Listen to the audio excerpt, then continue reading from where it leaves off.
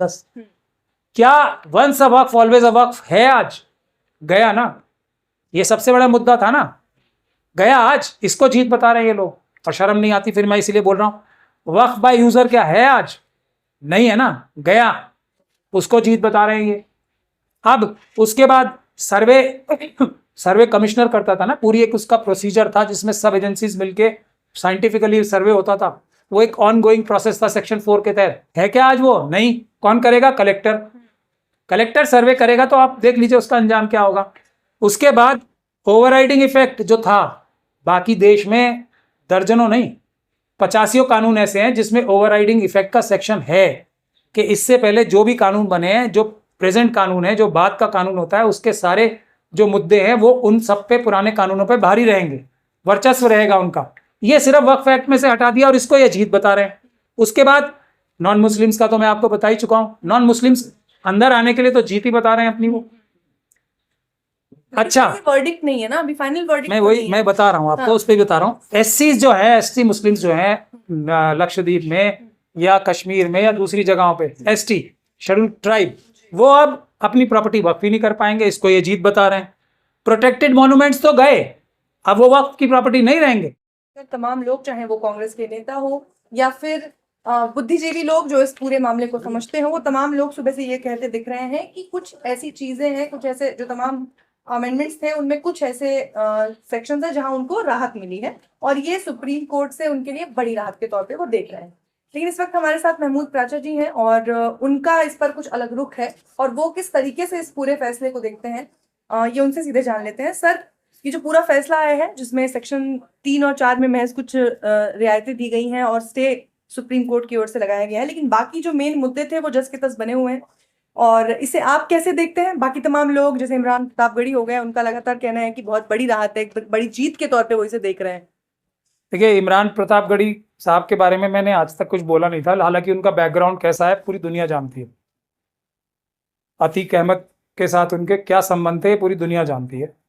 अब मेरा उससे कुछ लेना देना नहीं है, लेकिन अगर वो ये इतने बड़े ओहदे पे बैठ के, कांग्रेस पार्टी जो देश की सबसे बड़ी ऑपोजिशन की पार्टी है, उसके पद पे बैठ के माइनॉरिटी अफेयर्स के चेयरमैन होकर ऐसी बात करेंगे जिससे पूरी मुस्लिम कम्युनिटी का सत्यानाश हो जाए, तो फिर मुझे बोलना पड़ेगा। जयराम रमेश साहब को तो मैं आरएसएस का स्लीपर सेल बोलता ही हूँ कांग्रेस के अंदर, उन्होंने भी एक इसके समर्थन में लंबा ट्वीट लिखा है जो कि पूरी तरीके से उनकी जो आरएसएस के साथ संबंध है वो पूरी तरीके से उजागर करता है। देखिए, देश में बहुत बड़ी एक सिस्टम चल रहा है, एक इकोसिस्टम चल रहा है, और ये कमजोर तबकों के साथ खास तौर पे, और जो लोग देश में न्याय, इंसाफ और डेमोक्रेसी बचाने के लिए ईमानदारी और दिल से काम कर रहे हैं, उनके खिलाफ एक बड़ी साजिश, एक इकोसिस्टम बना हुआ है। जिन लोगों ने हाईजैक कर रखे हैं सारे बड़े बड़े मुद्दे, वो खुद हर जगह पहुंच जाते हैं जंप लेके सबसे पहले, ना उनको उन मुद्दों से कुछ लेना देना होता है, ना उनका कोई इंटरेस्ट होता है, वो आरएसएस और बीजेपी के मददगारी होते हैं। कोई भी आप केस देख लो, वे लेटेस्ट आपने एसआईआर का केस देखा, वो भी हार के बाहर निकले और जीत का दावा कर रहे हैं। एसआईआर जस की तस है, सिर्फ आधार कार्ड को ही अपनी विक्ट्री बता रहे हैं। ऐसे लोग ही, वही इकोसिस्टम, सारे के सारा वही पूरी की पूरी टीम अब वक्फ को जीत बता रही है। वक्फ के अंदर हुआ क्या है, क्या हाथ में लेके आया? जब ये केस डाले गए थे, हम लोग मना कर रहे थे ना, सुप्रीम कोर्ट नहीं जाना चाहिए, सुप्रीम कोर्ट जाना अपने मुद्दे की हत्या करने बराबर होता है, फिर भी गए ये लोग। अब वहां जाके शुरू में सब लोगों ने क्या बोला था, सभी लोगों ने, कि ये 43 के 43 जो अमेंडमेंट्स हैं वो सब बेईमानी है, और उनमें से एक भी जो है वो नहीं रहना चाहिए। आज उसमें से कौन सा मुद्दा है जो विड्रॉ हो गया? आप मुझे एक अमेंडमेंट बताओ जो सुप्रीम कोर्ट ने खत्म की हो, एक भी नहीं की। 5 साल में प्रैक्टिसिंग मुस्लिम होने वाला जो मामला था उस पे तो हालांकि सुप्रीम कोर्ट ने स्टे कब तक के लिए? रूल्स बनाने तक के लिए ना, रूल्स तो सरकार 2 दिन में बना देगी, अभी खत्म। और वो रूल्स ऐसे ही होंगे जो कभी कोई पूरा ही नहीं कर पाएगा, कोई नहीं बता पाएगा कि मैं प्रैक्टिसिंग मुस्लिम 5 साल से हूं या नहीं हूं। ऐसे रूल बनाने में सरकार को कितनी देर लगती है? दूसरा, जो कलेक्टर की पावर थी, अब वो इसके एक बड़े अधिकारी को दे दी। हाँ, ये जरूर है कि उसको ट्राइब्यूनल में और हाईकोर्ट में आप अपील कर सकते हो, लेकिन जब कौन सा केस मुस्लिम कम्युनिटी के लोग वक्फ का जीते हैं आज तक? तो ट्राइब्यूनल में जब कागज ही नहीं होंगे, सरकार आपके खिलाफ काम कर रही होगी, सरकार के कलेक्टर लेवल के ऊपर के अधिकारी आपके खिलाफ काम कर रहे होंगे, और कलम में ताकत उनकी आ गई, तो कौन सा ट्राइब्यूनल और कौन सा हाईकोर्ट? रिकॉर्ड्स के खिलाफ जाके फैसला करेगा, चलिए उसमें साल 1.5 साल की मैक्सिमम राहत आ गई। इसके अलावा क्या फायदा हुआ है? जो 3 मेंबर्स, देखिए किसको जीत बता रहे हैं। पहले ये बोल रहे थे कि वक्फ बोर्ड के अंदर नॉन मुस्लिम्स का काम क्या है, अब 3 लोगों को वेलकम कर रहे हैं कि ये तो हमारी जीत हो गई। ये जीत हो गई ना, 3 नॉन मुस्लिम्स आ गए, और सेंटर में जो वक्फ काउंसिल है उसमें 22 में से 4 आ गए, तो ये जीत हो गई इनकी। कोर्ट ने सलाह दी है। नहीं, सलाह नहीं दी। हाँ। ये सलाह नहीं दी है। सलाह ये दी है कि जो सीईओ होगा वो आप कोशिश करें कि कोई मुसलमान बन जाए तो अच्छा है। ये 4 और ये 3 तो रहेंगे ही नॉन मुस्लिम्स। ये इसको जीत बता रहे हैं। तो है ना बेशर्मी, बेईमानी, बिल्कुल बेशर्मी और बेईमानी है। अब मैं आपसे ये पूछता हूं, कुछ कुछ मोटे मुद्दे मैं भी बता दूं आपको, 8-10। क्या once a Waqf always a वक्फ है? आज गया ना, ये सबसे बड़ा मुद्दा था ना, गया आज, इसको जीत बता रहे हैं ये लोग, और शर्म नहीं आती फिर मैं इसीलिए बोल रहा हूं। वक्फ बाय यूजर क्या है आज? नहीं है ना, गया, उसको जीत बता रहे हैं ये। अब उसके बाद सर्वे कमिश्नर करता था ना, पूरी एक उसका प्रोसीजर था जिसमें सब एजेंसीज मिलके साइंटिफिकली सर्वे होता था, वो एक ऑन गोइंग प्रोसेस था सेक्शन 4 के तहत। है क्या आज वो? नहीं। कौन करेगा? कलेक्टर सर्वे करेगा, तो आप देख लीजिए उसका अंजाम क्या होगा। उसके बाद ओवरराइडिंग इफेक्ट जो था, बाकी देश में दर्जनों नहीं 85 कानून ऐसे हैं जिसमें ओवरराइडिंग इफेक्ट का सेक्शन है कि इससे पहले जो भी कानून बने हैं, जो प्रेजेंट कानून है, जो बाद का कानून होता है, उसके सारे जो मुद्दे हैं वो उन सब पे, पुराने कानूनों पे भारी रहेंगे, वर्चस्व रहेगा उनका। ये सिर्फ वक्फ एक्ट में से हटा दिया और इसको ये जीत बता रहे हैं। उसके बाद नॉन मुस्लिम्स का तो मैं आपको बता ही चुका हूं, नॉन मुस्लिम्स अंदर आने के लिए तो जीत ही बता रहे हैं अपनी वो। अच्छा, वर्डिक्ट नहीं है ना अभी, फाइनल वर्डिक्ट मैं वही मैं बता रहा हूँ आपको। हाँ। उस पर बता रहा हूँ, एससी जो है, एसटी मुस्लिम्स जो है लक्षद्वीप में या कश्मीर में या दूसरी जगहों पे, एसटी शेड्यूल ट्राइब, वो अब अपनी प्रॉपर्टी वक्फ ही नहीं कर पाएंगे, इसको ये जीत बता रहे हैं। प्रोटेक्टेड मॉन्यूमेंट्स तो गए, अब वो वक्फ की प्रॉपर्टी नहीं रहेंगे, तो इसको ये जीत बता रहे हैं अब अपनी, तो बहुत अच्छी बात है। डेफिनेशन ऑफ वक्फ ही गई, डेफिनेशन ऑफ वक्फ जो थी दुनिया भर में जो है उसको चेंज कर दिया, इसको ये जीत बता रहे हैं अपनी। है बेशर्मी की इंतहा।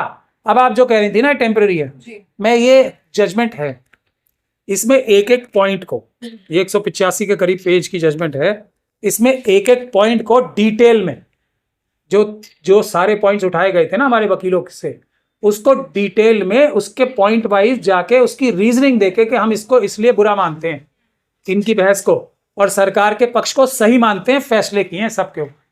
अब कौन से दूसरे जज बैठ जाएंगे जाके? अब जब कोई आसमान से उतर के दूसरे जजेस आएंगे, जो अभी तो दिमाग लगा के दोनों तरफ की बहस सुन के एक तरह का फैसला किया है, पॉइंट वाइज जजमेंट है ये।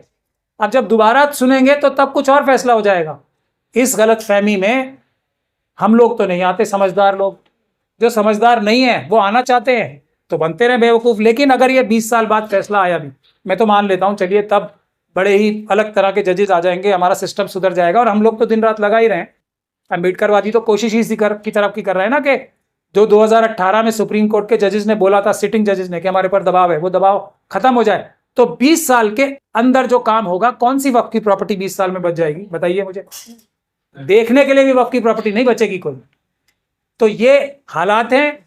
इसके बावजूद जो लोग इनकी तरफ जाके इनकी तारीफ करना चाहते हैं, वो मेरे ख्याल से सही काम नहीं कर रहे हैं। अब वक्त आ गया है कि इन सभी उलमाए सू को, अपनी पॉलिटिकल लीडरशिप को, अपनी सोशल लीडरशिप को, मुस्लिम कम्युनिटी से मैं बोल रहा हूँ, शेड्यूल कास्ट, शेड्यूल ट्राइब के साथ मिलके, क्योंकि उनका भी हाल यही है, हमारे जैसा ही। उसके अलावा क्रिश्चियन, सिख और बौद्ध कम्युनिटी के साथ मिलके हमें एक जन आंदोलन छेड़ना पड़ेगा। उसके बाद कुछ राहत मिल सकती है, वरना वक्फ की प्रॉपर्टीज आप भूल जाओ। आपकी जो बुजुर्ग आपके लिए जो इतनी कुर्बानियां अपना पेट काट काट के अपनी प्रॉपर्टीज देके गए थे, गरीबों की, मिस्किनों की हिफाजत के लिए, पढ़ाई लिखाई के लिए, आपकी सब फलाह बहबूद के लिए, वो सब गई। तो ये तमाम लोग जो इसको बेहतर बता रहे हैं और एक न्यायपालिका की ओर से बड़ी राहत की तौर पे देख रहे हैं या समाज को प्रेजेंट कर रहे हैं, ऐसा उन तमाम लोगों की क्या एक गलतफहमी है या वो जनता में गलतफहमी पेश करना चाहते हैं? इतने बड़े बेवकूफ हैं तो उनके ऐसे काम में टांग ही नहीं अड़ा मुझे। अगर वो इतने ही बड़े बेवकूफ हैं, कम अक्ल हैं, समझदार नहीं है, ये मुझे थोड़ा तकलीफ हो रही है बात कहते हुए भी और ये बात सुनते हुए भी। वो मिले हुए ही हैं, आरएसएस के लोग हैं वो। आरएसएस के पेरोल्स पर होंगे या आरएसएस के पर अंदर। वो तमाम लोग भी हैं सर जो सड़कों पे उतर के एक लंबे अरसे तक उन्होंने पहले तो प्रोटेस्ट किया सरकार के खिलाफ, उसके बाद कोर्ट में इस पूरे मामले को पेश किया और कोर्ट इस पूरे केस को पहले सुने, कोर्ट में ये मामला एक्सेप्ट हो जाए, इस पर भी पहले एक प्रेशर था, उसके लिए भी लड़ाई की उन्होंने पहले, और उसके बाद अब जब कोर्ट इस पर हियरिंग कर रही है तब वो इसको कह रहे हैं कि उन्हें एक बड़ी जीत मिली है। हम लोग कब तक बेवकूफ बनते रहेंगे कि हम एक ड्रामा देख के खुश होते रहेंगे? यही तो इकोसिस्टम बन गया है कि सारे इशू को हाईजैक करके मुट्ठी भर लोग अपने हाथ में कर लेते हैं सब इश्यूज को, उसके बारे में कोई कार्रवाई नहीं करते। आरएसएस से मिलजुल के ही लचर कार्रवाई करते हैं, जानबूझ के हारने के लिए केसेस लड़ते हैं, पूरी ताकत से नहीं लड़ते। जो आंदोलन भी करते हैं उसमें अपने पैसे जमा करते हैं। आंदोलन भी कौन सा मजबूत आंदोलन हुआ? बंद कमरों के अंदर आंदोलन होता है क्या? एक प्रोटेस्ट करके, जैसे अभी एसआईआर का प्रोटेस्ट बंद हो गया, कि आंदोलन रहा है? अब अगर कंटिन्यूअस होता है वो आंदोलन होता है। और उसके बाद बिना सिख कम्युनिटी से बात किए, बिना क्रिश्चियन कम्युनिटी को बीच साथ में लाए, बिना बौद्ध कम्युनिटी को, शेड्यूल ट्राइब को लाए बगैर जो आंदोलन हो रहा है उसको तो उनका मकसद वो आरएसएस की मंशा ही सॉल्व करना होता है ना। कानूनी तौर पे उनको समझ क्या है? जो बहस हुई है, मुझे बहुत दुख के साथ कहना पड़ रहा है, बहस ही ऐसी हुई थी कि आपको रिलीफ क्या मिलता, और यही बाबरी मस्जिद में हुआ था, यही ज्ञानव्यापी में हुआ है, और ये अब इसमें। और आप देख लेंगे जिस तरीके से दूसरी कम्युनिटी के लोगों के भी जो आंदोलन चल रहे हैं, अगर वो ठीक से नहीं होंगे तो सबका अंजाम यही होगा। आरएसएस पूरी रिसर्च करके सब काम करती है, तो उनका मुखालफत करने के लिए भी अच्छे मजबूत समझदार लोग चाहिए जिनका ट्रैक हिस्ट्री हो जीत की, हार के हर केस रोने की जिनकी हिस्ट्री हो। उन लोगों को तो आसपास भी नहीं आने देना चाहिए किसी बड़े मुद्दे के। ये वक्त आ चुका है, ये एक इकोसिस्टम है, लोगों के अंदर एक अपने आप को बड़ा दिखाने के लिए जीत बताना, हारी हुई चीज को जीत बताना, वो इसलिए है क्योंकि हम अरशद मदनी, महमूद मदनी साहब को अच्छा मानते रहे कि देखो इन्होंने करोड़ों रुपए खर्च किए, इतने आंदोलन किए, और ये अब अगर हार बताएंगे आके कि हम हार गए, मैंने तो आपको पॉइंट बताया ना 10 पॉइंट, ये तो गायब हो गए ना। इसको जीत बता रहे हैं, वो हार बताएंगे तो लोग जूते से नहीं मारेंगे इन्हें। ये एक इकोसिस्टम, एक सिस्टम बन चुका है जिससे आम आवाम को अब आगे निकलना पड़ेगा, रिजल्ट मांगने पड़ेंगे। रिजल्ट बताओ, आप कौन सा केस जीते हो, आपको हमें यहां ला के दिखाओ। बाबरी मस्जिद जीते हो? नहीं। संभल की मस्जिद का केस जीते हो? नहीं। कौन सा केस जीते हो आप? ज्ञानव्यापी का जीते हो? नहीं। ये रिजल्ट पूछना पड़ेगा, वरना सिस्टम बना हुआ है, हम बहादुरी से लड़े, हमने इतने किए, और हार को फिर जीत बता दो। लेकिन सर ये तो उकसाने वाली बात हो गई ना, आप तो जनता को सीधे तौर पे उकसा रहे हैं। मैं जनता को सच्चाई बता रहा हूं, और ये लोग जो जनता को बहका रहे हैं उनसे जनता बहके ना, इसलिए मैं जनता को रोक रहा हूं कि वो बहक ना जाए।